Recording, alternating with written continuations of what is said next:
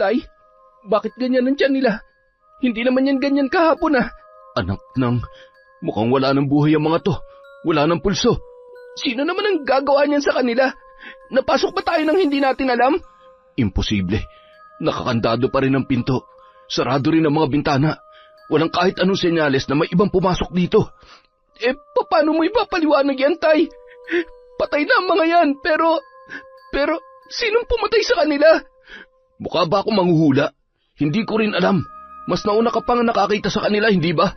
Nalintikan na talaga. Mukhang may gumaganti na sa atin, Tay. Taon 2004. Lanao del Sur.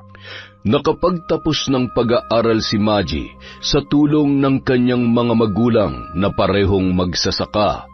Mga binata at dalaga pa lamang ang mga yon ay namulat na sa malawak na sakahan dahil yon ang pangunahing hanap buhay sa kanilang sityo. Nagtatrabaho lang noon sa sakahan ng iba ang kanyang mga magulang hanggang sa nagkaroon na ng sariling taniman nang ipamana ng kanyang lolo sa kanyang tatay ang gulayan at ang maliit na palayan. 2 na lamang silang magkapatid dahil namatay ang pangalawa sa panganay ng madengge yon at hindi naagapan. Pero ang panganay niyang kapatid na si Rodel ay hindi na nag-aral pa dahil mas gustong tumulong sa kanya at sa kanilang mga magulang. Nung nag-aaral pa si Maggie ay nangungupahan lamang siya sa bayan na napakalayo sa kanilang tinitirhan. Paminsan-minsan, naghahanap siya ng mae-ekstrahan para madagdagan ang panggastos at pagkain niya. Hindi niya na yon ipinaalam pa sa kanyang mga magulang para hindi na mag-alala pa. Palagi na lamang niyang sinasabi na sapat na ang binibigay nilang pera dahil alam niya kung gaano yon kahirap kitain. Ngunit para may maipambayad sa upa, hinahatiran siya ni Rodel ng pera tuwing nakakaipon mula sa kanilang taniman ang kanilang mga magulang. Naging bed spacer kasi siya sa bayan para mas malapit sa pinapasukang eskwelahan. Sa paraang yon, mas nakakatipid siya dahil hindi niya na kailangang mamasahe pa.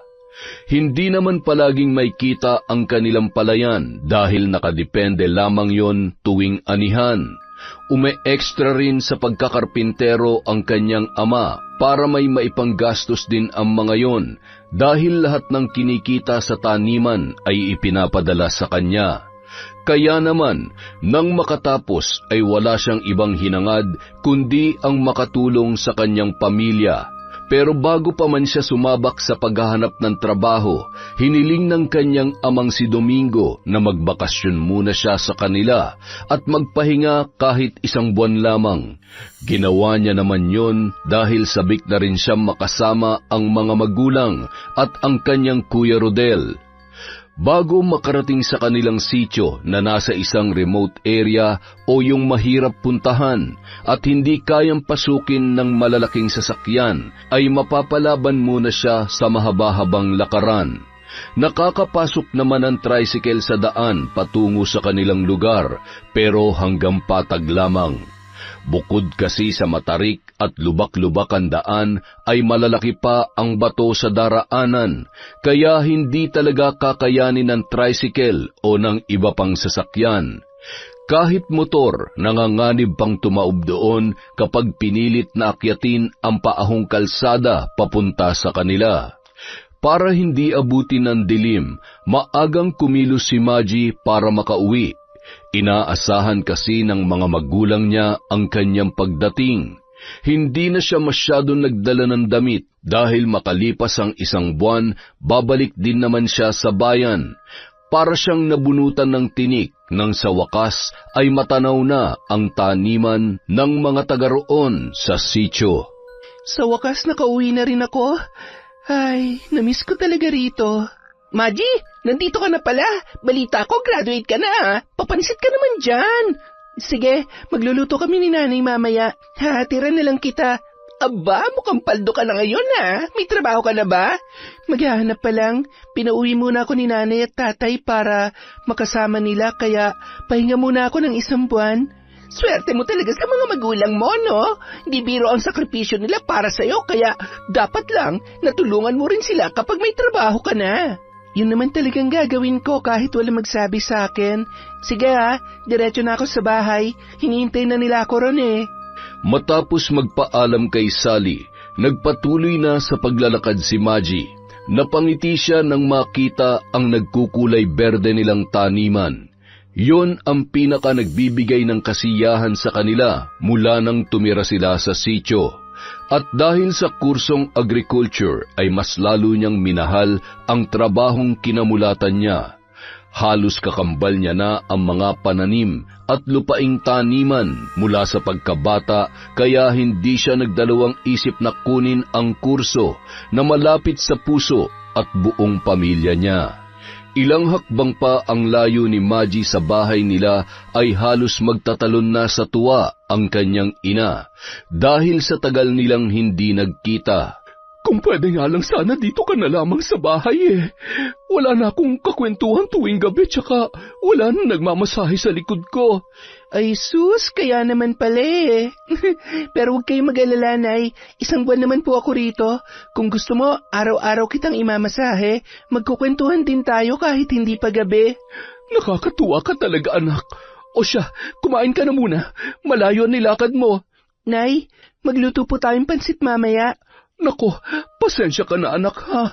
Wala pa kasi akong maipambibili. Nagtinola lamang ako ng papaya para makahigop ka ng sabaw. Salamat po sa pagluluto ng paborito kong ulam, Nay, ha?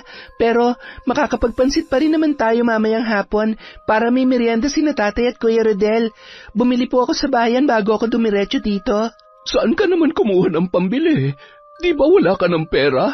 Kulang pa nga ang pinadala namin sa'yo bago ang graduation mo eh. Nagpa-part-time po kasi ako sa bayan.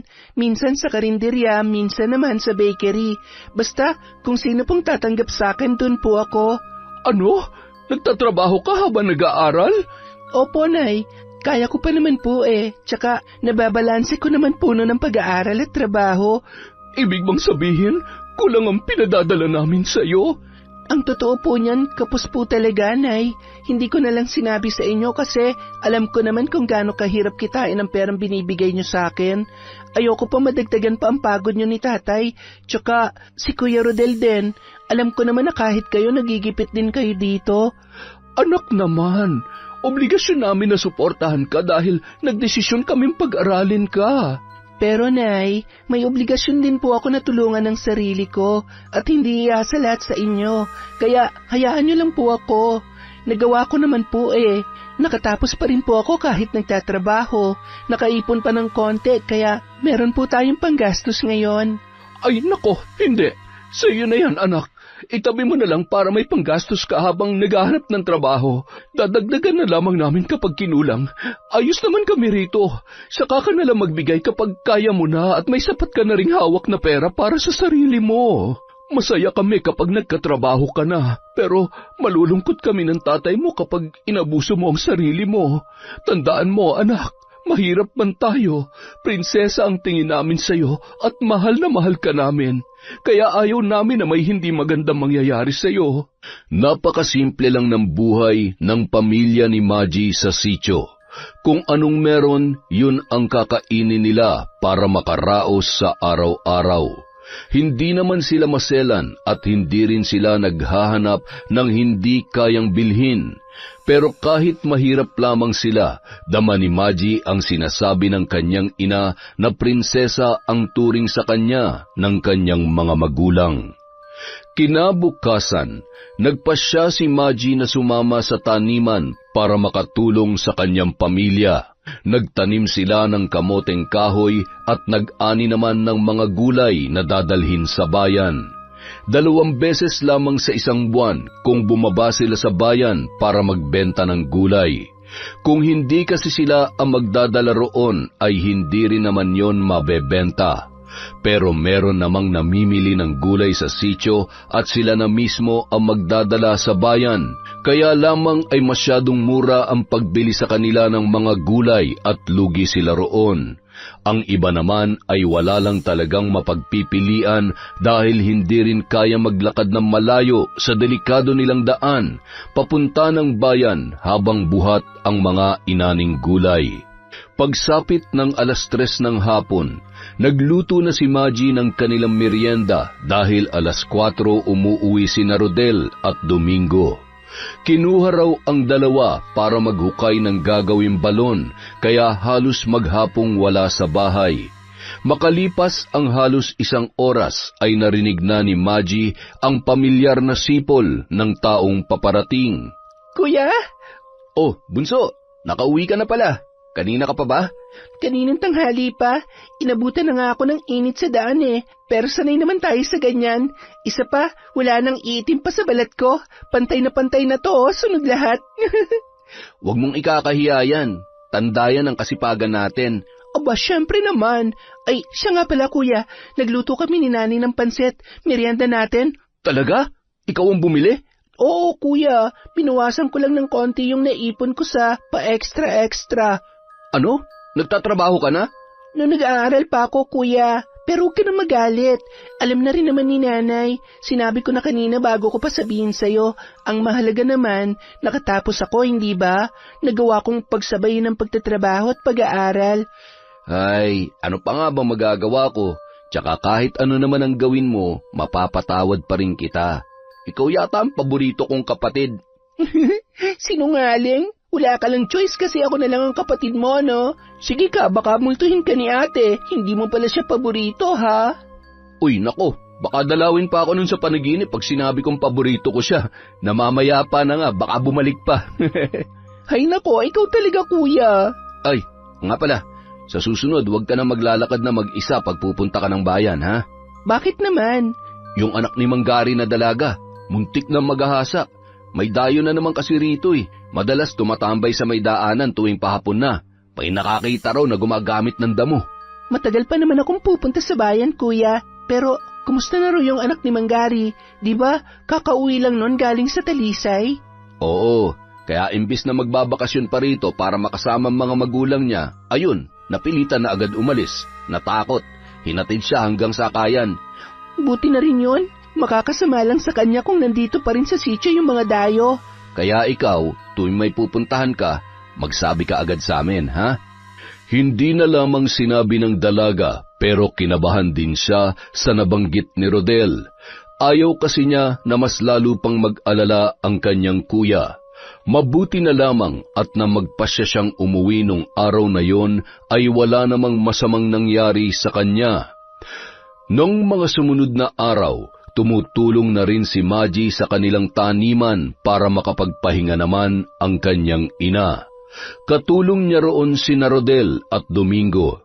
Kapag magbababa naman ng mga inaning gulay sa bayan, sumasabay na lamang ang kuya niya sa ibang nag-aani.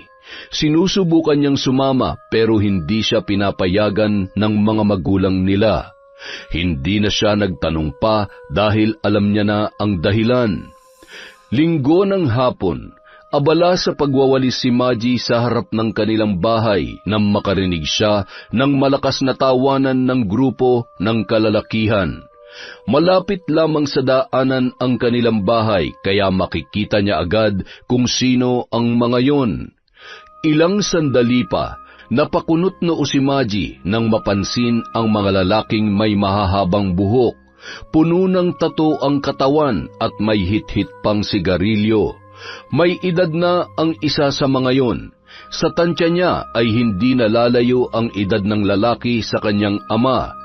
Ang katabi naman noon ay mukhang nasa mahigit 20 anyos pa lamang. May hikaw yun sa ilong at sa labi. Sila siguro yung mga dayong tinutukoy ni Kuya Rodel. Grabe, nakakatakot ang itsura nila. Ngunit ang mas nakaagaw pansin sa kanya ay ang nakasuksok na patalim sa tagiliran ng mas batang lalaki, hanggang sa tinawag yung anak ng pinakamatanda sa grupo. Nang akmang titingin sa direksyon niya ang lalaki, ay kaagad siyang naglakad papasok sa loob ng bahay. Mula roon ay sumilip siya sa butas ng sawali nilang dingding para makita kung anong balak gawin ng grupong yon. Maya-maya pa, Lumakas ang kabog ng dibdib niya nang makitang naglalakad ang mga yon papalapit sa kanilang bahay. Nanlamig ang buo niyang katawan dahil sa kaba. Siguradong kakatok ang mga yon at hindi niya alam kung paano makikipag-usap nang hindi nanginginig sa takot. Anak, magtago ka muna sa kwarto. Huwag kang lalabas hanggat hindi ko sinasabi, ha? Pero, Nay, Magmadali ka na, ha? mag-iingat po kayo, Nay, ha? Ako na bahala. Sige na, magtago ka na ron. Makalipas ang ilang sandali ay mas lumakas pa ang mga yabag. Tanda na doon nga ang punta ng mga dayo. Ngunit kahit 4 na lalaki pa ang nasa labas ng mga sandaling yon ay hindi man lamang nakaramdam ni katiting na takot si Lita. Sa edad niyang yon ay marami na siyang pinagdaanan sa buhay at marami na rin siyang nakaharap na taong asal demonyo. Ang iba pa roon ay mga halang ang kaluluwa. Isa pa, hindi niya hahayaan na may masamang mangyari sa bunso nilang anak ni Domingo. Tapo! Tapo! Ano ba yon? Bakit ka sumisigaw? Baka kasi bungol na nakatira dito at mukhang hindi naman ako nagkamali. Gurang na pala nakatira dito. Parang may nakita akong isa pang babae kanina. Wala nang iba nakatira dito. Ako lang at ang asawa ko. May anak kami pero lalaki yon at hindi babae gaya ng sinasabi mo. Ibig sabihin, guni-guni ko lang yon? Tay, may diferensya na yata ang mga mata ko Kung may iba ka pang kasama dyan, palabasin mo na kung ayaw mo lagyan ko ng konting palamuti ang katawan mo, tanda. Wala nga iba nakatira dito. Bakit ba ang kukulit nyo? Magsilayas na nga kayo. Ang lalakas na loob nyo manakot samantalang pumapasok kayo rito na walang pahintulot. Pwede ko kayong kasuhan ng trespassing. Tay, trespassing daw tayo. May sira yata ang utak na matandang yan Nandito pa nga tayo sa labas ng bahay, trespassing na. Ang lupang tinatapakan nyo ngayon, pagmamay-ari namin. At hindi kayo maaaring tumapak dito ng walang pahintulot. Alam mo, hindi namin kailangan ng pahintulot mo, tanda. Tabi nga! Halos magwala na ang puso ni Maji nang marinig niyang pumasok na sa bahay nila ang lalaking kausap ng kanyang ina. Nagpalinga-linga siya sa kwarto. Sa liit noon ay wala na siyang ibang mapagtataguan. Sinulyapan niya ang bintana. Kailangan ko makalabas dito. Siguradong lalong mapapahamak si nanay kapag nakita nila ako. Bago pa man tuluyang makapasok sa bahay ang mga dayo, nagawa na ni Majing tumalon sa bintana ng kwarto. Nang makalabas ay maingat niya yung isinara para hindi malamang doon siya dumaan. Nagtago muna siya sa may malaking puno sa likod ng kanilang bahay para hindi siya makita ng lalaking yon. Nagtiwala na lamang siya na malulusutan yon ng kanyang ina. Narinig niya ang malakas na boses ng isang lalaki nang pasukin ang kanilang silid. Walang tao rito. Mukhang nagsasabi nga ng totoo yung matandang yan. Umalis na tayo rito. Wala naman pala tayong mapapala Sandali lang, tay. Baka may machichibog pa tayo rito. Mukha ba may makukuha tayong pagkain dito? Baka nga ako pa magbigay sa matandang to Sa bagay, mukha nga magigibaan na tong nabubulok nilang bahay Iba na lang ang puntahan natin. Mabuti pa nga, tay. Nakahinga ng maluwag si Maji nang umalis na ang mga dayo. Nang masigurong nakalayo na ang mga yon ay saka lamang siya bumalik sa kanilang bahay. Kaagad niyang kinumusta ang kalagayan ng kanyang ina. Ayos lang po ba kayo, Nay? Oo, ayos lamang ako. Mabutit nakalabas ka kaagad kanina. Halos mahimatay na ako sa pag-aalala nung pumasok sila sa kwarto. Buti na lamang ay nakalabas ka kaagad. Natakot kasi ako na baka kung anong gawin sa'yo ng mga yon kapag nakita nila ako sa kwarto. Sasabihin nila nagsisinungaling ka pa. Huwag mo akong alalahanin, anak. Matanda na ako. Kung may masama mang mangyayari sa akin, sigurado akong hanggang doon na lang talaga ang buhay ko. Nay naman matagal pa kayong mabubuhay. Matagal pa tayo magkakasama. Matagal pa talaga, anak. Hindi ko naman sinasabing mawawala na ako. Ang sakin lang, kung may mangyayari man, hindi na natin kontrolado yon. Pero hanggat kaya pa nating mag-ingat, gagawin po natin yun, Nay, di ba? Ay, syempre naman, anak. Pero Nay, taga saan kaya ang mga yon? Kawawa naman ang mga nabibiktima nila dito. Nako, makakahanap din ng katapat ang mga yon. Masyado nilang minamalit ang mga taga rito. Akala yata nila ay matatakot nila ang lahat. Hindi nila alam kung anong sasapitin nila kapag may kinanti sila sa lugar na ito. Bakit po, Nay? Huwag mo nang alamin. O siya, halika na. Maghanda na tayo ng lulutuin para sa hapunan. Kahit nakaligtas si Maji sa mga dayo, ay hindi pa rin mawala ang kanyang pangamba. Pakiramdam kasi niya ay hindi pa tapos ang mga yon at babalik pa rin sa kanila.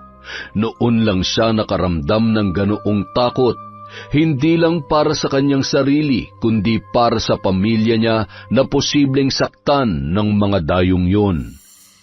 Samantala, matapos namang mameste ng mga residente sa sitio, ay tuwang-tuwang ikinalat ni Onad sa mesa ang kanilang mga nakuha.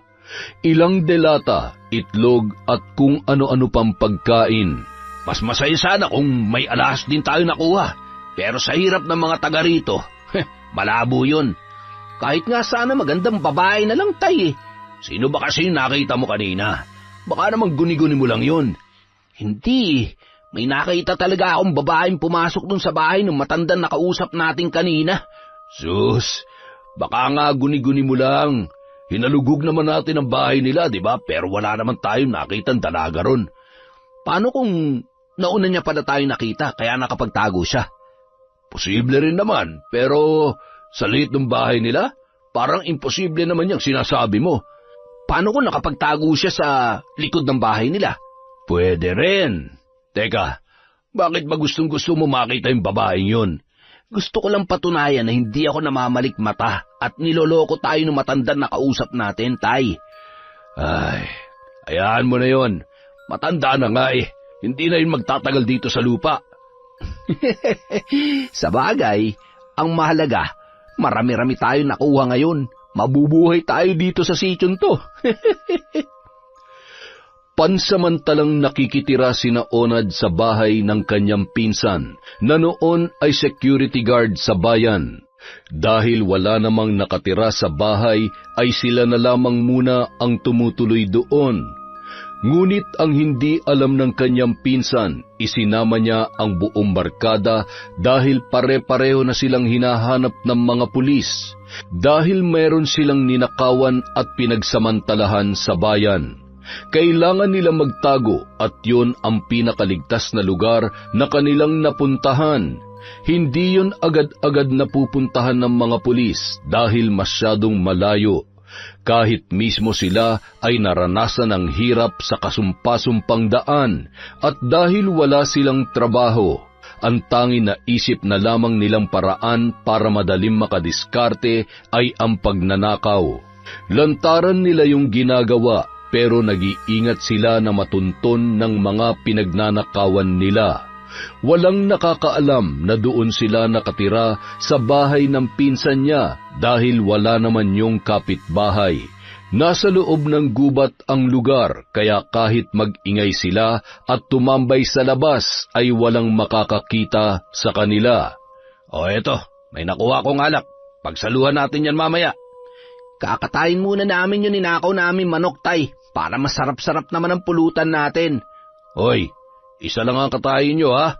Huwag kayong ubus biyaya. Tipirin nyo ang mga nakuha natin. Baka sa susunod wala na tayong manakaw. Alam nyo namang mahihirap lang ang nakatira dito. Sus, problema ba yun, Tay? Targetin din natin yung ibang sityo. Isa-isay natin. Huwag kang ang bobo. Kapag nakaabot pa tayo sa ibang sityo, baka may mag-report na sa kanila. Paano kung matuntun na tayo ng mga pulis dito? Baka sa sobrang kampante natin masurpresa na lang tayo. Yun lang, himas-rest tayo nun pag nagkataon. Buti alam mo, yun ang iiwasan natin mangyari kaya magtipid kayo. Hindi nyo naman siguro gugustuhin umextra sa mga taniman dito. Ang kikitain nyo ron, kulang pa sa pambigas natin. May punto naman ang ama ni Bingo, kaya nakinig na lamang siya sa mga sinabi noon. Nang gabing yun, nagpakalunod sila sa alak kantahan, sayawan at sigawan na parang mga nasisiraan ng ulo. Ang iba sa kanila ay gumagamit pa ng damo habang nag-iinuman para maging mas masaya ang buong gabi. Pambihira! Mas masaya sana ang selebrasyon natin kung meron tayo kahit isang babae man lang na mapaglalaroan dito. Saan naman tayo kukuha niyan? Halos lahat ng mga nakatira dito makunat pa sa lola mo. Ikiskis mo na lang yan sa pader. Nang gabing yun naman ay nakarating kina Maji ang balitang kinuhaan ng mahalagang gamit ang ilan sa mga residente sa sitio habang abala sa trabaho sa bukid. Ang iba naman ay nawalan ng mga alagang hayop na pangbenta. Pagkatapos ay umalis na rin ang grupo ng mga dayo. Walang nakakaalam kung taga saan ang mga yon at kung saan man tumutuloy. Ang inaalala pa ni Maji, baka may kamag-anak sa lugar ang isa sa mga yon, kaya malakas ang loob na pumunta roon at may ideya na rin kung sino sa kanila ang maaaring pagnakawan. Pambihira talaga ang mga dayong yun. Salot dito sa lugar natin. Wala talaga silang magandang may dudulot dito. Inihian ba naman ang mga punlang talong ni na paring Luis? Tagasan ba kasi ang mga yun, Tay? Masyadong malalakas ang loob eh.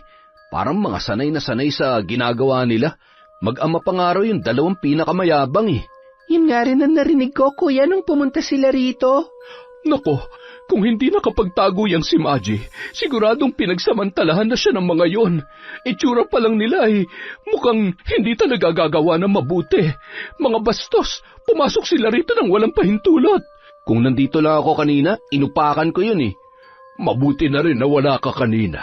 Kung lalabanan mo sila ng mag-isa, para ka na rin nagpakamatay. Tama ang iyong ama. Hindi sa lahat ng pagkakataon ay kailangan mong lumaban. Minsan, mas makakalamang ka sa kanila kung mananatili kang kalmado, tsaka ka mag-isip kung paano aatake sa kanila nang hindi nila inaasahan. Pero dahil wala naman silang nakuha sa atin, mukhang hindi na tayo babalikan ng mga yon. Huwag tayong pakasisiguro, Nay. Nandito pa si Maji. Kapag nakita siya ng mga dayo, siguradong pupuntiryahin pa rin siya. Ano kaya kung bumalik ka na agad sa bayan, anak? Gustuhin man namin makasama ka pa rito ay hindi naman namin gustong malagay ka sa alanganin dahil sa mga yon. Pero Tay, ilang araw pa lang po ako rito. Alam ko, anak, pero malakas ang kutob ko na babalik pa sila para manggulo. Ayoko naman mapahamak ka. Kung kami lang ang nandito, hindi nila kami gagalawin dahil wala naman sila mapapala. Kaya nakikiusap ako sa iyo, anak. Bumalik ka na lamang sa bayan. Saka ka na lamang ulit umuwi kapag maayos na ang lahat. Ipapasundo pa kita sa kuya mo kung gusto mo. Walang nagawa si Maji, kundi ang sundin na lamang ang sinabi ng kanyang ama. Naisip niya rin na maaari pa silang mapahamak kung magmamatigas siya. Ang problema, nung paalis na sana siya ay bigla namang may nangyari. Mukhang napasarap ang tulog ni tatay ah. Napagod kasi kahapon yan. Hayaan mo na lang muna matulog. Pahinga naman namin ngayon eh. Pero malilipasan na si tatay ng gutom. Teka, subukan ko kayang tawagin. Pinuntahan ni Maji ang ama sa kwarto. Naabutan niya si Domingo na payapang nakahiga sa katreng nalalatagan ng banig. Nakaramdam siya ng awa sa tatay niya dahil sa edad na yun ay nagagawa pa rin noong magtrabaho. Hahayaan na lamang muna sana niyang matulog si Domingo nang meron siyang mapansin. Tila hindi na gumagalaw ang kanyang ama. Kapag natutulog kasi yon ay malakas humilik at halos hindi mapakali sa higaan. Hindi rin yun natutulog ng nakatihaya, kundi laging patagilid lamang. Tay, gising na po. Magkape na tayo. Ngunit nananatiling walang galaw ang kanyang ama, kaya tinapik-tapik niya na yon sa braso. Nang hindi pa rin magising, ay doon na siya kinabahan. Nanginginig ang mga kamay na dinama ni Maji ang pulso ng kanyang ama. Maya-maya pa, nanlamig ang buong katawan niya at tila nanigas na lamang sa kinatatayuan nang meron siyang mapagtanto.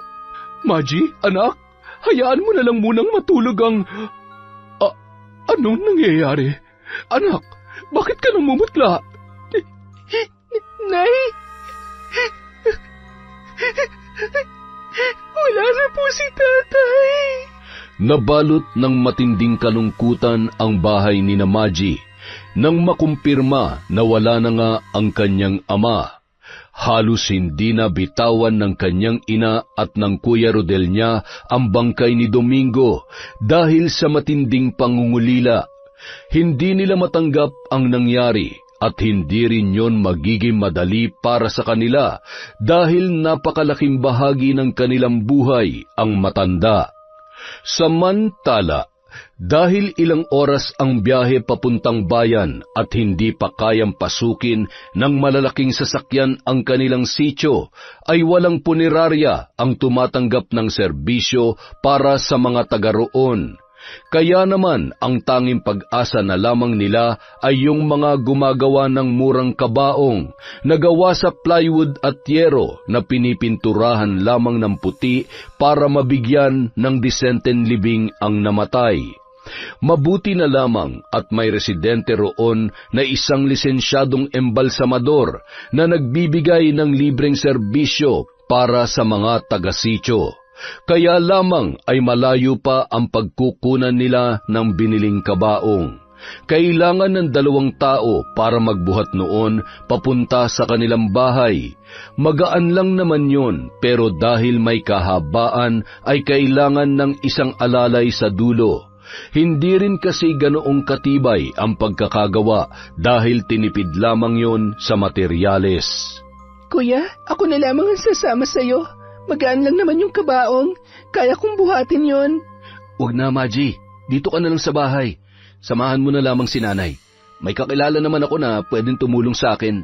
Kuya, sige na. Hayaan mo na akong gawin yon para kay tatay. Alam mo naman kung gaano kalaki ang sakripisyo niya para sa akin, hindi ba? Kaya gusto ko rin magsakripisyo para sa kanya, kahit sa pagbuhat lang ng kabaong niya. Ay, o siya, sige. Maaga na lang tayong aalis bukas dahil kailangan ng mailagay sa kabaong ang katawan ni tatay. Tumangot-tango na lamang si Maji sa sinabi ng kanyang kuya. Maraming ibinilin sa kanya si Rodel para sa gagawin nila kinabukasan. Pero ng gabing yon ay binalot na lang muna nila ng malinis na kumot ang bangkay ng kanilang ama at inilagay muna yon sa mahabang upuan sa maliit nilang sala. Iisa lang kasi ang kanilang kwarto at magkakatabi silang natutulog kaya hindi maaaring doon ilagay ang bangkay. Kinaumagahan, maagang tumulak sina Maji at Rodel para kunin ang ataul para sa kanilang ama. Madilim-dilim pa noon at malamig pa ang paligid kaya halos yakapin na nila ang mga sarili nila habang naglalakad.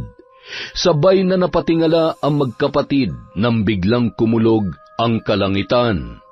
Naku, wag naman sana tayong abutan ng ulan.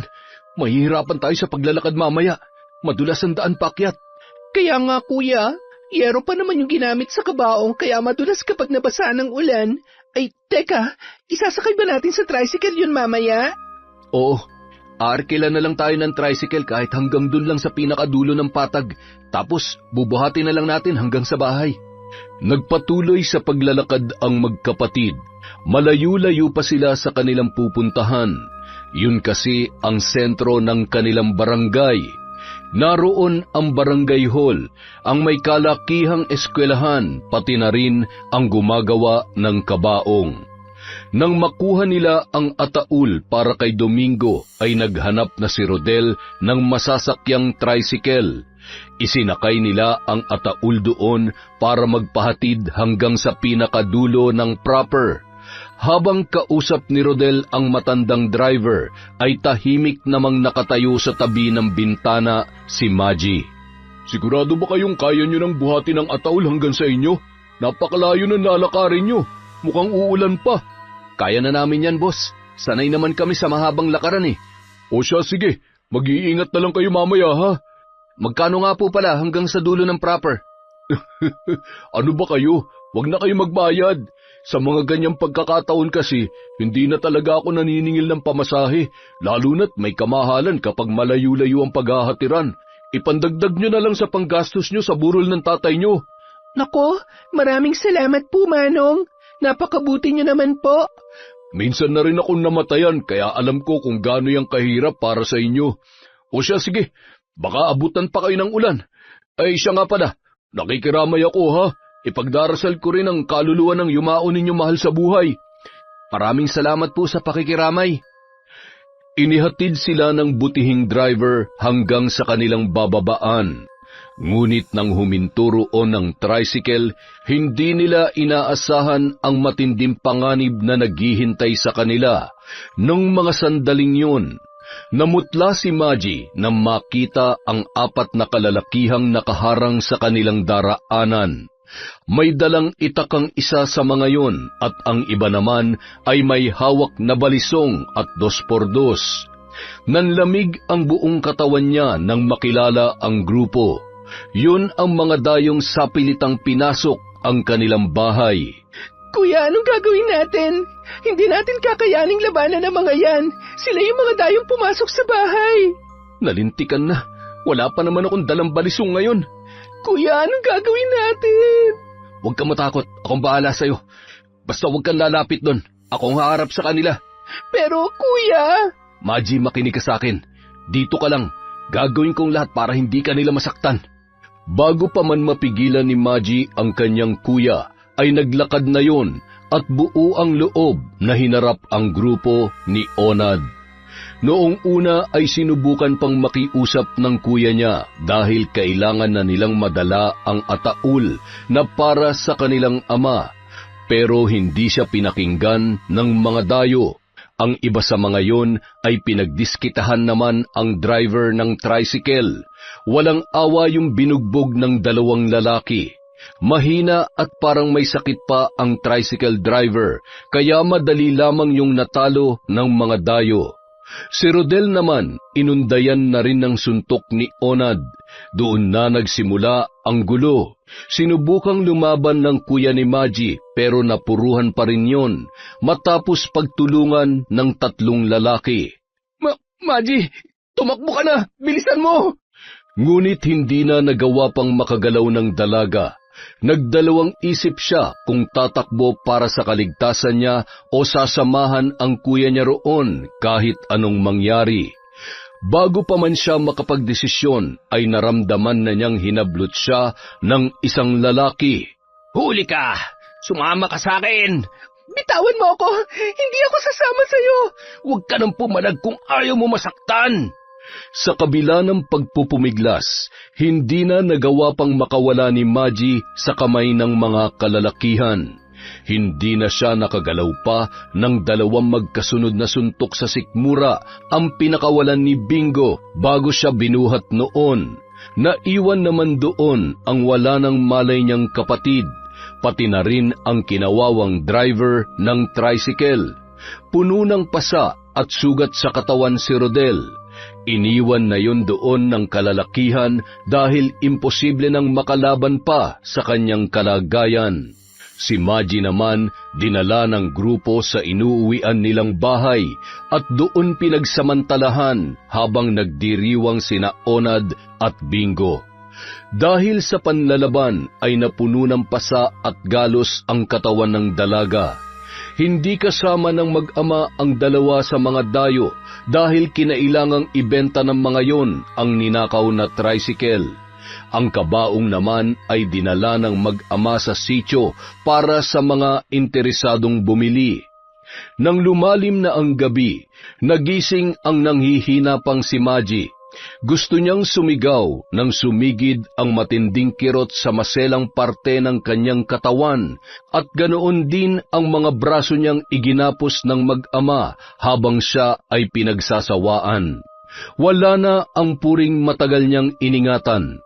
Wala nang dahilan para protektahan pa siya ng kanyang magulang at kapatid. Nagtatagis ang mga bagang na bumangon si Maggie sa higaan. Mariin niyang kinagat ang mga labi nang muling maramdaman ang sakit.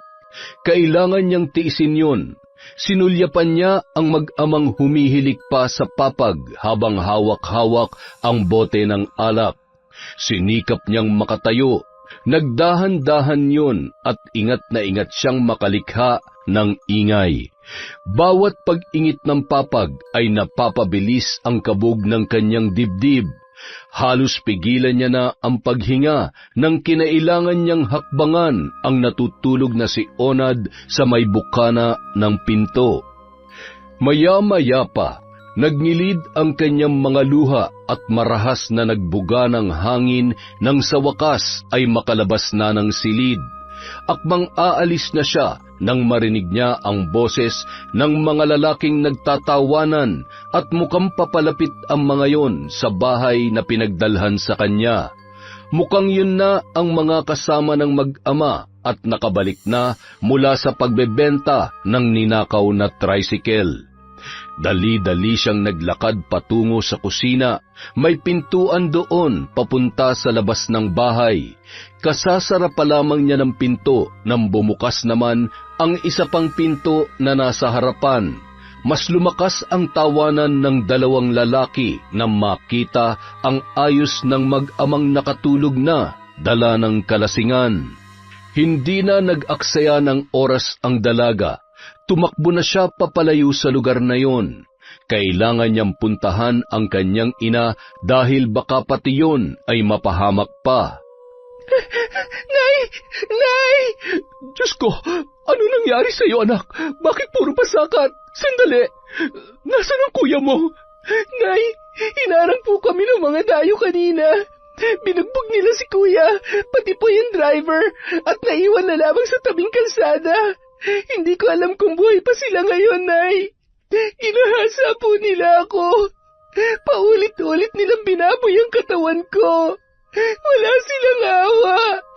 Mga hayop sila. Mga hayop sila, Nay. Napahagulhol na lamang si Lita sa nalaman mula sa anak na dalaga.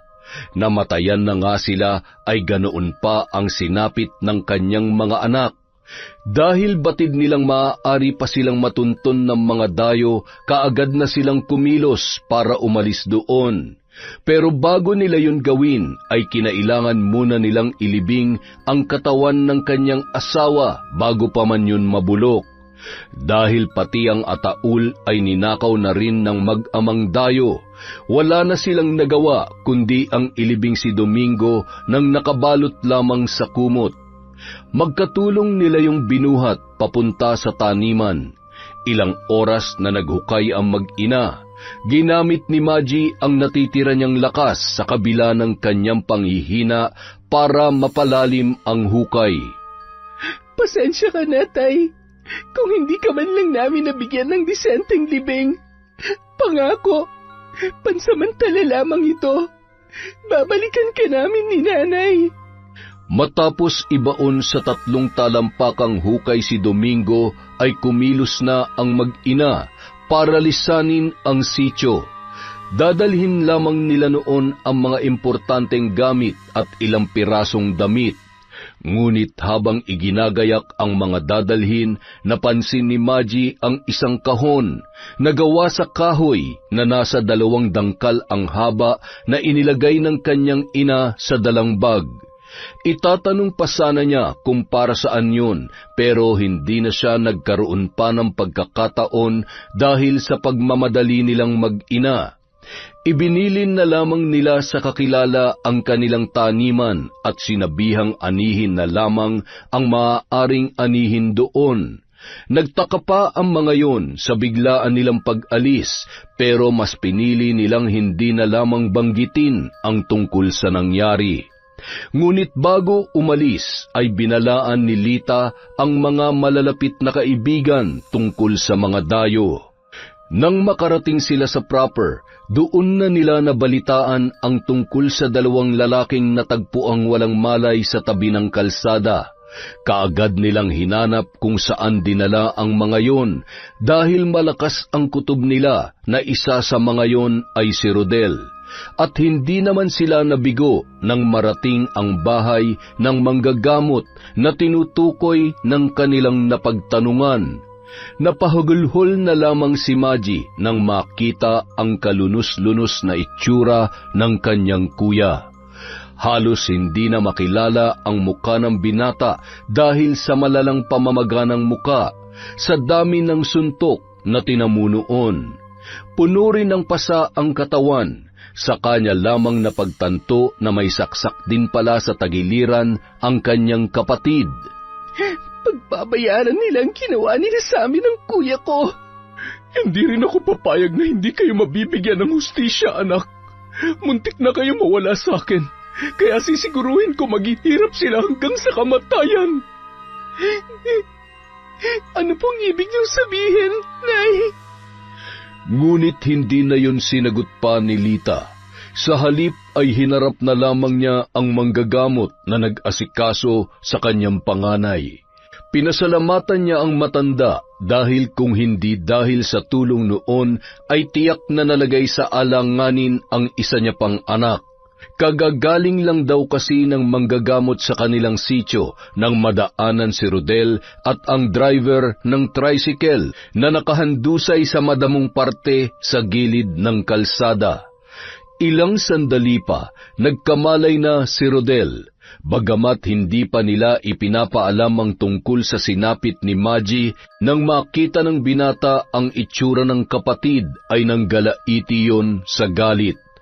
Ayaw pa sanang magkwento ng dalaga pero napilitan na lamang siyang sabihin ang totoo. Nang humupa ang galit ng kanyang kuya ay saka lamang nila napag-usapan ang tungkol sa maaari nilang puntahan. Saan na po tayo pupunta ngayon, Nay? Wala na po tayong ibang kamag-anak dito. Sa bahay ng pinsan ko. Malaki naman ang bahay niya kaya kakasya pa tayo roon. Teka, Nay, sigurado ba kayo na patutuloyin tayo ng pinsan ninyo? Baka mamaya paalisin lang tayo nun. Malalim ang pinagsamahan namin mula pa nung mga bata pa lamang kami.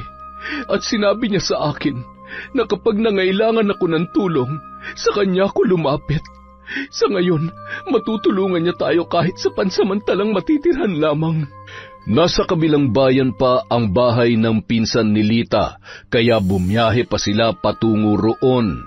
Ginamit na lamang nila ang natitirang pera ni Maggie.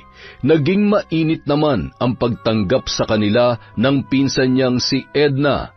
Matapos niyang ikwento ang nangyari sa pamilya niya, ay mainit ang naging pagtanggap noon sa kanya. Hindi ka nagkamali ng nilapitan, Lita. Dito na lamang kayo tumira dahil bihira nang umuwi ang mga anak ko. Ako na lang ang mag-isang nakatira dito sa bahay. Salamat sa pagtanggap mo sa amin, Edna.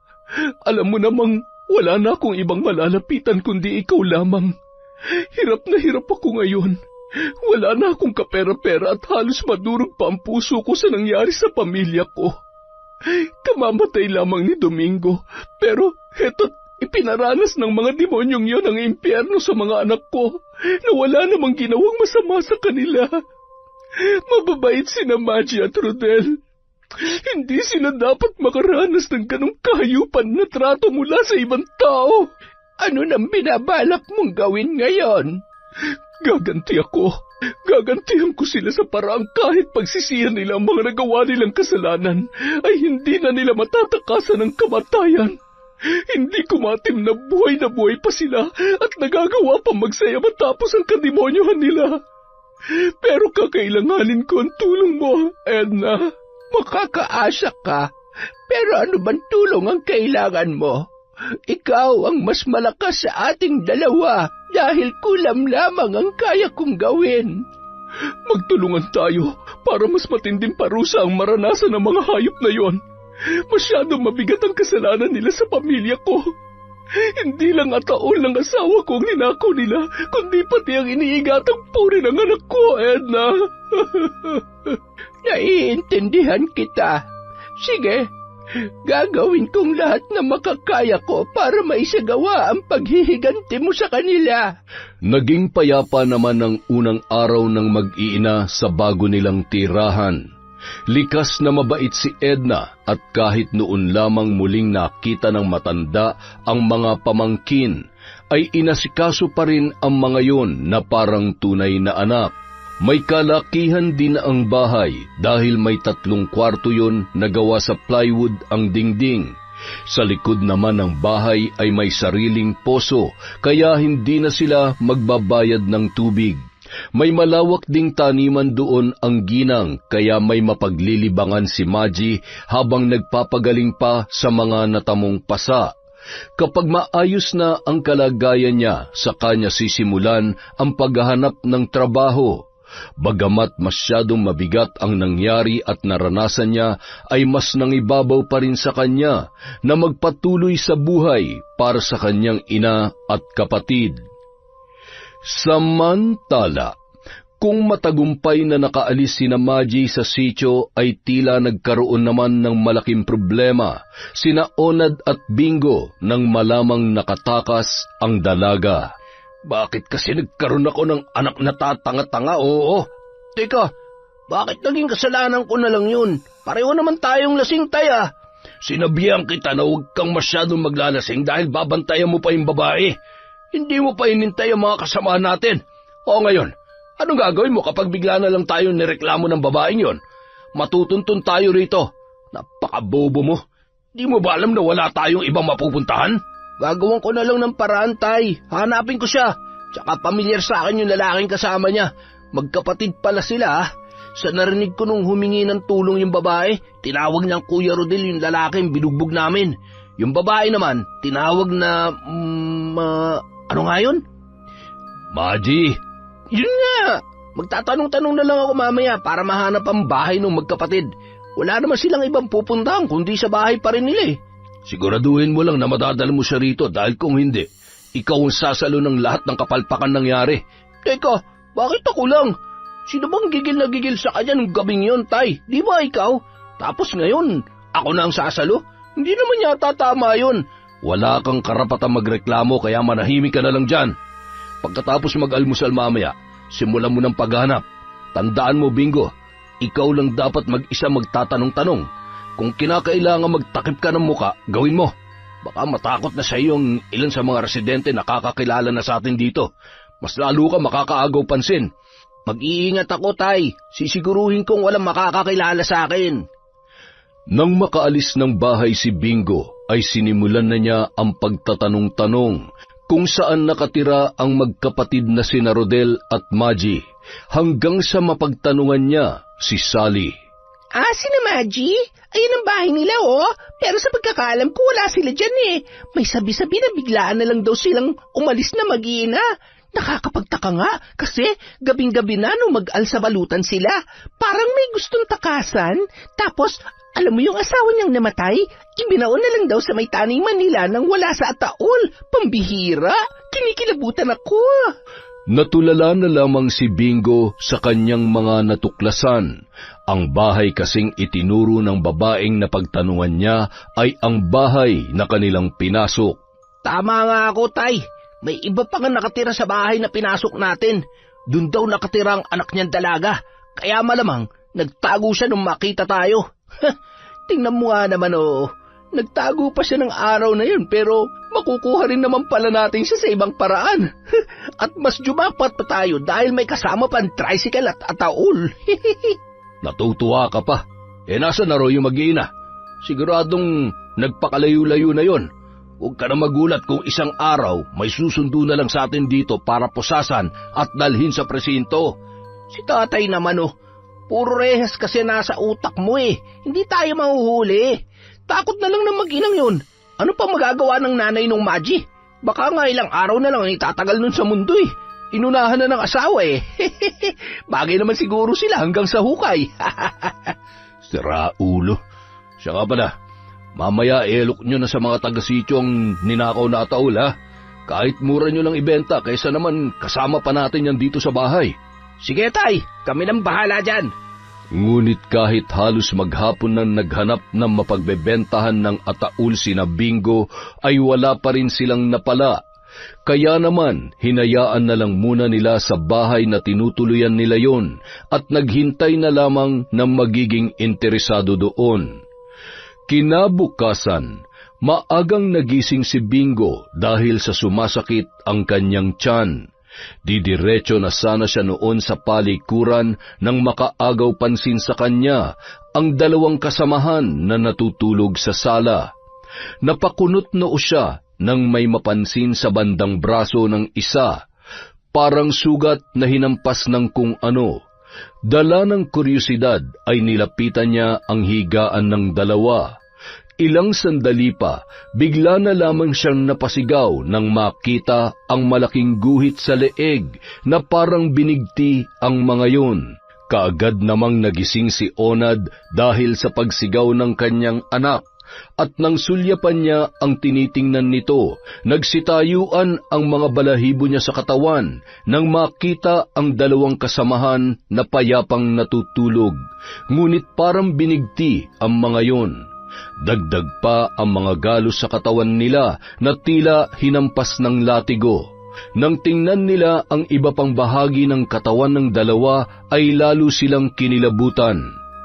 Tay, bakit ang laki ng tiyan nila? Hindi naman yan ganyan kahapon ah. Anak ng, mukhang wala ng buhay ang mga to. Wala ng pulso. Sino naman ang gagawa niya sa kanila? Napasok ba tayo nang hindi natin alam? Imposible. Nakakandado pa rin ang pinto.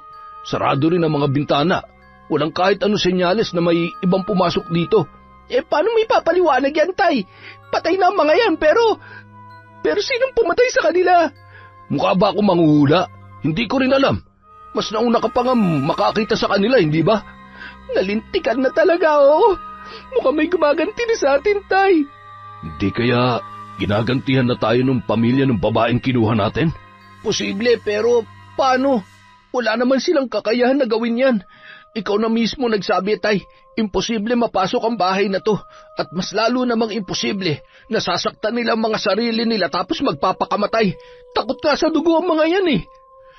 Naging malaking palaisipan sa mag-ama ang nangyari sa kanilang mga kasama. Matapos makumpirmang wala nang ang buhay ang mga yon, ay nagpasya na silang ilibing na lamang ang bangkay sa likuran ng bahay na kanilang tinutuluyan. Ginugol nila ang buong maghapon sa paghuhukay. Pinagsama na lamang nila sa iisang hukay ang dalawang bangkay, at dahil iisa lang din ang ataol na meron sila, ay binalot na lamang nila ng kumot ang mga yon bago inihulog sa may kalalimang hukay. Kinagabihan, parang binagsakan ng langit at lupa sina Onad at Bingo. Hindi na nila nagawang kumain dahil naiisip nila ang nangyari sa kanilang mga kasama.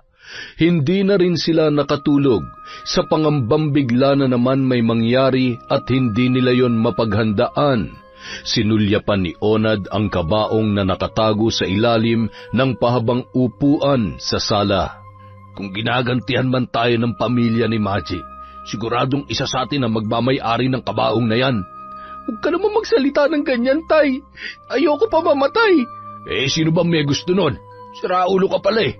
Pero kung may ginagawa man ang pamilya ng babaeng pinagsamantalahan natin, siguradong hindi papayag ang mga yun na walang mangyari sa atin dahil tayo may pinakamalaking kasalanan sa kanila. Ay, pambihira oo. Para lang tayo nagdako ng kabaong para sa sarili natin ah. Sana kasi hindi na lang natin yan kinuha eh. Ngayon ka pa magsisisi kung kailan huli na ang lahat. Hindi na natin maibabalik ang kabaong na yan sa may-ari dahil inilibing na nila yung patay. Itapon na lang kaya natin yan. Kinikilabutan talaga ako kapag nakikita ko pa rin yan dito sa loob ng bahay. Parang araw-araw tayong may pinaglalamayan. Hindi pwede. Sayang naman. Pinaghirapan din natin buhatin ang ataol na yan. Pagkalayo-layo na nilakad natin para lang madala yan dito. Samantala, patuloy pa rin sa pagsasagawa ng ritual ang magpinsang sina Lita at Edna. Wala silang pinalampas na sandali. Bahagi ng ritual na yon sina Maji at Rodel dahil kailangan ng patak ng kanilang dugo sa naglalagablab na apoy bago simulan ang pagpapahirap sa mga dayo. Hindi ko na nararamdaman ang mga pulso nila, Lita.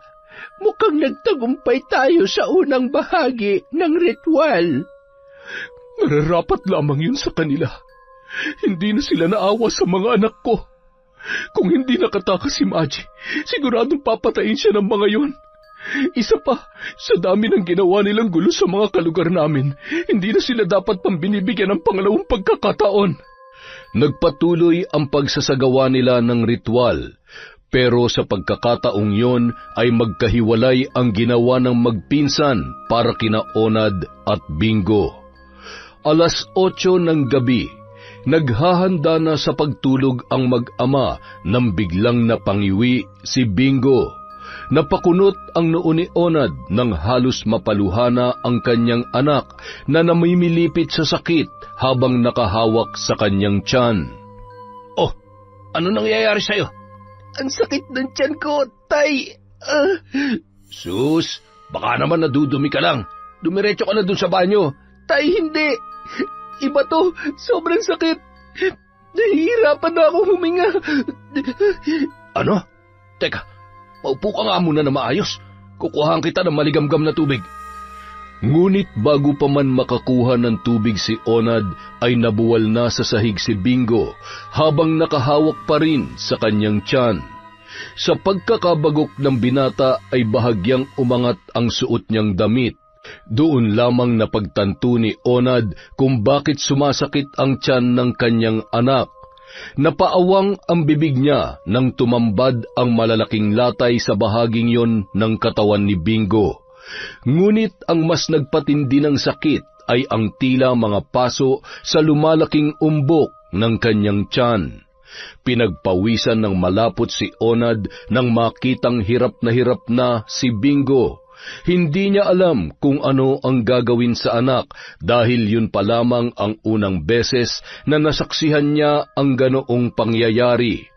Kung hindi siya nagkakamali, may bumabarang sa kanyang anak. Hindi siya sigurado kung sino nga ba talaga ang gumagawa noon, pero isa lamang ang malinaw na dahilan kung bakit yun nangyayari.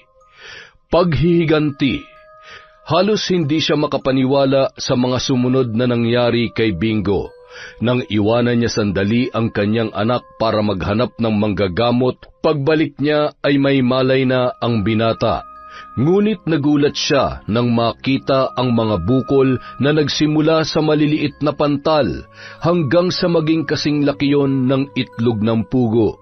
Mukhang iisa lamang ang gustong mangyari ng sinumang gumagawa noon sa kanila, ang pahirapan sila hanggang kamatayan. Samantala, bigo naman si Onad na makahanap ng manggagamot dahil nag-iingat din siyang makilala ng ibang taga-sityo. Kaya wala na siyang ibang nagawa kundi ang mag-isip kung paano matutulungan ang anak sa ganoong kalagayan. Tay, gutom na ako. Kaya mo bang lumunok ng pagkain? Pipilitin ko na lang, Tay. Baka mas mauna ko pang ikamatay ang gutom kesa sa pesteng pakiramdam na to eh. Oh, heto. Ipinagluto na lang muna kita ng lugaw para madali lang lunukin. Pwede na yan, Tay. Hindi ko na talaga kayang magtiis ng ganito. Oh, ibuka mo yung bibig mo. Subukan mong nguyain para madali lamang lunukin. Dahil sa namamagang pisngi at lalamunan na tinubuan ng bukol ay hindi yon naging madali para kay Bingo. Nakakaisang subo pa lamang siya ay parang gusto niya nang sumuko. Halos hindi na niya maiangat ang mga braso dahil sa isang maling galaw lamang ay tila mapipisa ang mga bukol niya roon na puno ng nana ang loob. Kailan ba ako gagaling sa sakit kong ito, Tay? Hirap na ako. Ay nako, pasensya ka na anak. Wala kasi akong mahanap na manggagamot eh. Wala po ba talaga? O baka naman hindi ka lang talaga naghanap, Tay? Anak, pasensya ka na. Alam mo namang kailangan ko rin mag-ingat, hindi ba? Ang sabihin nyo, tuwag lang kayo. Anak naman, intindi mo rin naman ang sitwasyon ko. Paano ko kayo iintindihin? Hihintay niyo na lamang na mawala ako at mailagay sa ninakaw nating ataol. Baka naman talagang gusto niyo lang na kayo mismo maglibing sa sarili niyong anak. Hindi totoo yan, Bingo. Alam kong hindi ako perpektong ama pero kahit minsan, hindi ko ginusto may mangyaring masama sa'yo. Kung ganun, edi gawan niyo ng paraan para gumaling ako at bumalik sa dati. Huwag niyong hayaan na matulad ako sa mga kasamahan natin, Tay. Sige, maghahanap ako bukas. Susubukan kong pumunta sa ibang sitio o sa ibang barangay. Pero tibayan mo ang loob mo, anak. Huwag ka munang bibitaw, ha? Naging emosyonal ang gabing yon para kina Onad at Bingo. Hindi nila akalaing makakaranas sila ng ganoon katinding karma sa kanilang buhay. Bagamat alam naman nila na may nagawa silang mali, sa tingin ni Onad ay kalabisan din kung buhay ng anak niya ang magiging kabayaran sa lahat ng yun. Sa kabila ng pagiging mainit sa mata ng otoridad, ay ginawa ni Onad ang lahat para makahanap ng manggagamot. Halos maghapon siyang wala sa bahay dahil masyadong malayo ang kanyang nilalakad.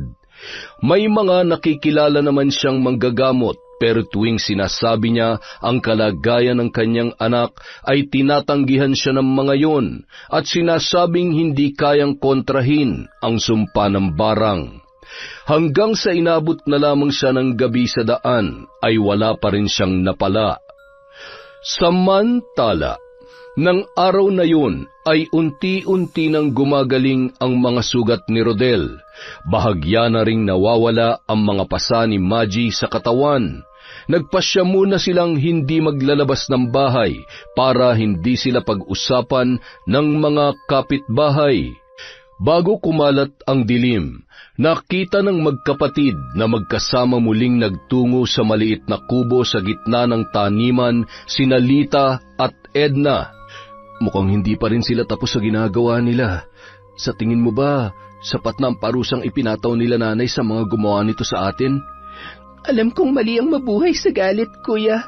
Pero sa ngayon, wala akong nakikitang pinakamatinding parusa para sa kanila, kundi ang magdusa sila hanggang kamatayan. Gusto ko silang mahirapan kada minuto, kada oras, at kada araw na lumilipas, hanggang sa gustuhin na lamang nilang mamatay. Wala ka bang nararamdamang awa para sa kanila? Wala. Wala rin naman silang naramdamang awa para sa atin nung sinaktan nila tayo, Kuya, di ba? Wala ni katiting na pagsisisi sa mga mukha nila habang ninanakaw nila ang puring matagal kong iningatan. Para na rin nila akong pinatay, Kuya. Huwag ka mag-alala. Ligtas ka na sa mga hayop na yon. Pinagbabayaran na nila mga kasalanan nila. Hindi lang sa atin, kundi pati na rin sa iba pa nilang nabiktima. Pero sa tingin mo, Kuya, bakit kaya yung anak lang ang balak pahirapan ni nanay ng husto? Dahil para sa isang ama, isa sa pinakamasakit na pangyayari ang masaksihan kung paano unti-unting pinapatay ng sumpa ang sarili niyang anak. Kung pumayag siguro akong magdemanda, baka nakakulong na sila ngayon. Pero parang mas magaang na parusa kung makukulong lamang sila sa mga nagawa nila. Hindi lang ikaw ang pinagsamantalahan nila, Maggie. Kaya kung ano man ang sasapitin nila, karma na nila yon. Sa loob ng kubong pinasukan ng magpinsan, maririnig ang malalim na boses ni Lita habang binibigkas ang mga salitang bahagi ng isinasagawang ritual. Binuksan naman ni Edna ang garapong naglalaman ng mga alupihan at itim na mga uod na gagamitin para sa binatang pinadapuan ng matinding sumpa. Hinayaan niya yung gumapang patungo sa nakaguhit na simbolo. Sa gitna noon, nakalagay ang isang manikang nababalot ng pinatuyong balat ng hayop. Sunod ay sinindihan ng ginang ang itim na kandila at saka pinatakan ng luha mula roon ang manikang ginagapangan ng mga alupihan. Tila galit na galit ang mga yun na pilit binutas ang balat ng manika hanggang sa unti-unti nang nagkumpulan sa loob noon. Pagsapit ng hating gabi, napabalikwas na lamang si Onad nang marinig ang sunod-sunod na sigaw ni Bingo. Nang sulyapan niya ang anak na katabi sa higaan, ay muntik nang bumaliktad ang kanyang sikmura nang makita ang mga itim na uod na nagtatalunan mula sa mga bumukang bukol ng anak. Natataranta niyang pinunasan ng kumot ang magkabilang braso ni Bingo para alisin ang mga yon, ngunit tila hindi yon nauubos. Tama na, Tay. Mas lalo ko lang nararamdaman ang sakit. Anong gusto mo?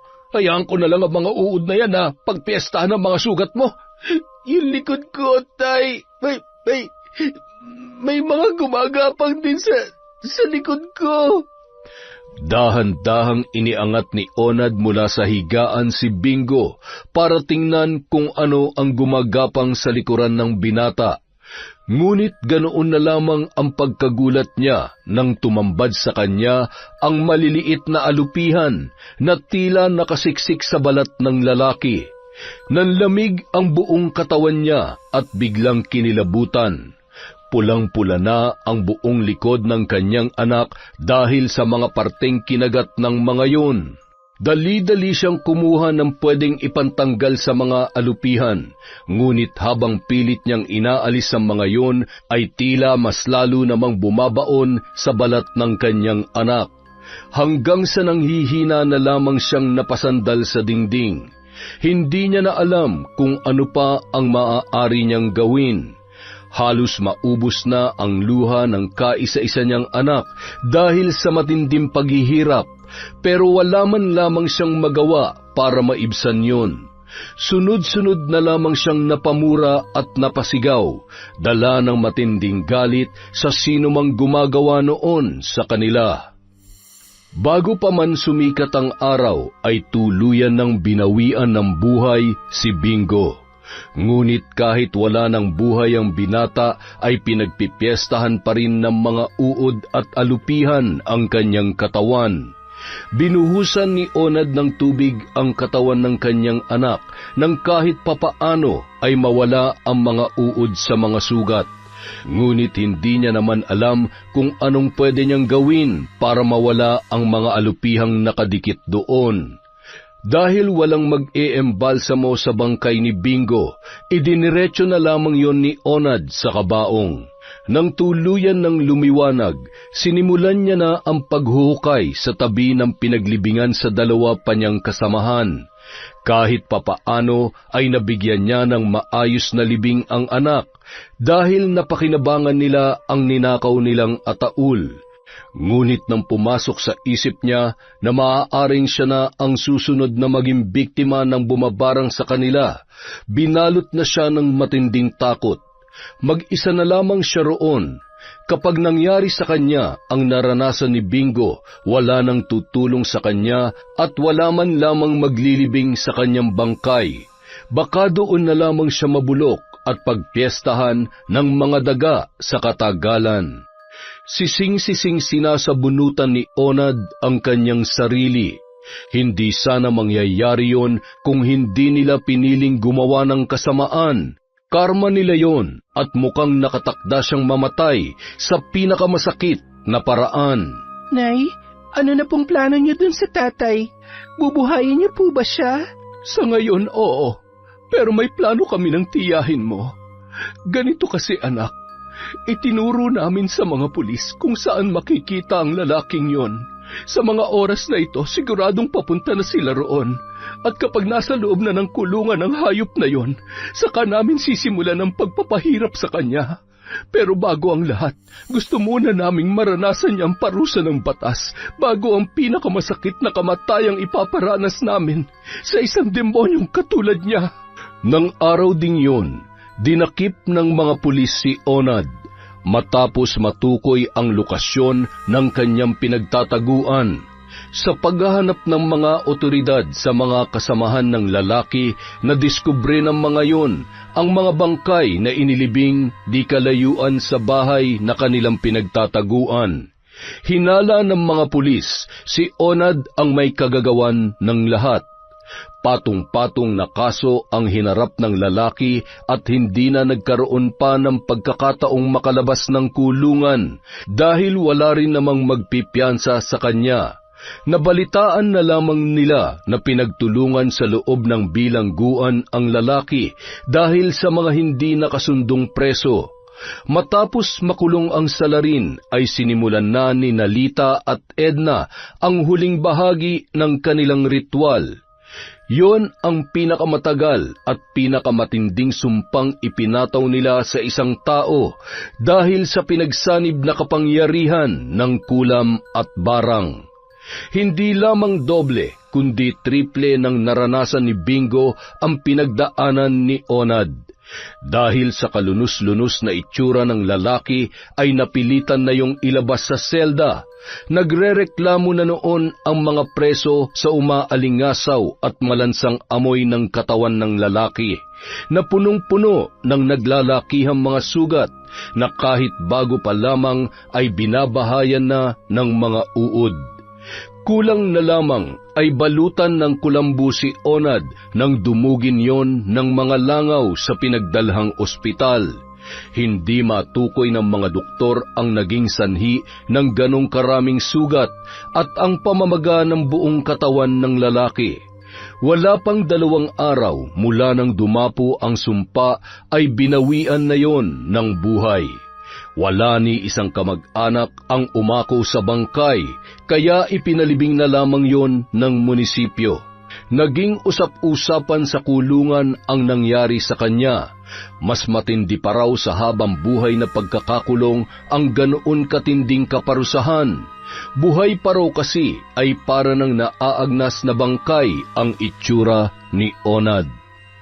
Mula naman ng malibing ang lalaki ay nagpasya nang bumalik sina Maji sa dati nilang bahay. Nagpasalamat sila kay Edna sa pansamantalang pagpapatuloy sa kanila. Ngunit para hindi na mangupahan, kapag naghanap na ng trabaho ang dalaga ay inalok ng ginang na doon na lamang siya tumuloy. Nangako naman si Maji na babalik na lamang doon matapos isaayos ang libing ng ama at maisaayos ang ilan pang problema sa iniwang taniman.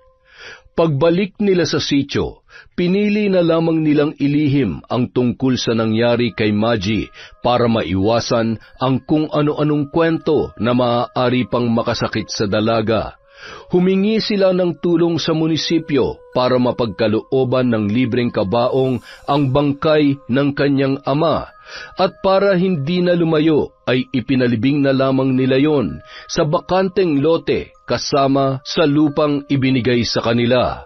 Mga anak, may sasabihin sana ako sa inyo. Ano po yon, Nay? Naisip ko kasi, matagal-tagal na rin tayong nagtitiis dito sa sityo na malayo sa bayan, malayo sa paggamutan. Hindi kaya mas maganda kung ibenta na lang natin itong lupa? Kapag nabenta natin ito, may matutuluyan pa rin naman tayo sa kabilang bayan. Bago kasi tayo umuwi, kinausap ako ni Edna tungkol dito. May kakilala raw siya na pwedeng bumili ng lupa natin. Aayusin lang ang titulo at kung sakali namang mabenta, iniaalok niya ang bakante niyang lote para sa atin. Pwede raw nating patayuan ng kahit maliit lang na bahay para makapagsimula. Kung akong tatanungin, wala namang problema, Nay. Pabor pa nga sa atin kung aalis na tayo rito dahil hindi na mahihirapan si Maji tuwing uuwi. Hindi na rin tayo maglalakad ng napakalayo para makarating sa bayan. Kaya lang naman ako nagtitiis dito noon dahil kay tatay. Wala rin pong problema sa akin, Nay. Pero sana itira natin yung loteng pinaglibingan kay tatay para madalaw-dalaw pa natin siya rito kung sakali. Huwag kayong mag-alala dahil hindi naman kasama sa ibebenta ang pinaglibingan sa tatay ninyo. Pababakuran natin yon. Sana naman matinuang kausap ng tiyahin natin para mabenta agad ang lupa. Kung nabubuhay lang siguro si tatay, sigurado ganyan din ang magiging desisyon niya matapos ang nangyari dito kay Bunso. Kung ganon, kailangan kong puntahan si Edna para makausap ang taong sinasabi niya. Sasama kami, Nay. Sino ba naman na may sabi na maiiwan kayo rito? Sa tanda ko nang ito ay hahayaan niyo na lang ba ako maglakad na mag-isa? Nagkatinginan ang magkapatid at napangiti na lamang sa sinabi ng kanilang ina. Nang makausap ni Lita ang bibili ng lupa, kaagad na nagkasundo ang dalawa sa napag-usapan. Doon na rin nagsimula ang pag-aasikaso nila ng mga kakailanganing dokumento.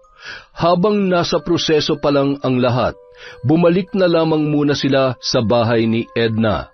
Dinala na nila roon ang kanilang mga gamit dahil wala nang atrasan pa ang pagbebenta nila ng lupa. Ginugol na lamang noon ni Maggie ang oras niya sa mga makabuluhang bagay para makalimutan ang bangungot na nangyari sa kanya. Bukod sa kanila, tanging ang mga taga-proper lamang ang nakakaalam sa nangyari, pero dahil hindi rin naman sila kilala ng mga yon, ay hindi na yun napag-usapan pa mula nang makabalik at makaalis sila sa lugar na yon. Makalipas ang ilang buwan, nakahanap na rin ng mapapasukang trabaho si Maggie. Si Rodel naman ay nag-aral na lamang magmaneho ng tricycle na kanilang ipinundar, gamit ang pinagbentahan ng kanilang lupa. Nakapagpagawa na rin sila ng maliit na bahay para sa kanilang tatlo sa loteng ibinigay sa kanila ni Edna. Kung noon ay si Maggie ang inaabutan ng pera, sa pagkakataong yon ay siya naman ang nagbibigay sa nanay at kapatid niya. Unti-unti niyang ipinaayos at napaganda ang bahay na ipinagawa nila at natupad ang pangako sa yumao niyang ama. Ginawa niyang inspirasyon ang masasamang pinagdaanan para magpatuloy sa buhay at hindi panghinaan ng loob. Para sa kanya, ang mga pagsubok na pinagdaanan niya ay hindi hadlang sa gusto niyang marating, kundi pagkakataon para maging mas matapang at maging mas malakas sa mga tunay na laban ng buhay. Yon! Isa na namang malupit na kwento mula sa Kwentong Enteng. Wala po muna tayong shoutout, maglilista lang po ulit tayo para bukas. Maraming salamat po sa walang sawang pagsuporta sa Kwentong Enteng.